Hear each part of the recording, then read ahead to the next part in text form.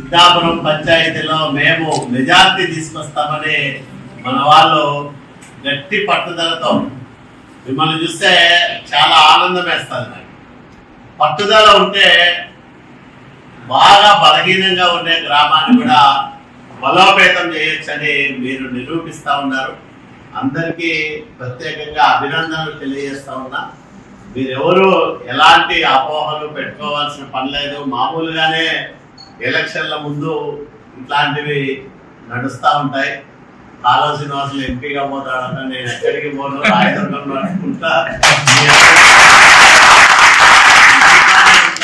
అత్యంత వెనుకబడిన ప్రాంతం, ఈ ప్రాంతాన్ని అభివృద్ధి చేయమని మా నాయకుడు చంద్రబాబు నాయుడు గారు నన్ను ఇక్కడికి పంపించారు. కాబట్టి ఈ ప్రాంతాన్ని అభివృద్ధి చేసేంత వరకు మరో 10 ఏళ్ళైనా 15 ఏళ్ళైనా రాయదుర్గంలోనే ఉంటా, మీతోనే ఉంటా. ఖచ్చితంగా మీ అందరి ఆదరాభిమానాలతో చంద్రబాబు నాయుడు గారి ఆశీస్సులతో ఆగిపోయిన పనులను పూర్తి చేయడంతో పాటు మరిన్ని అభివృద్ధి కార్యక్రమాల్ని మనం ఇక్కడ చేసుకుందాం.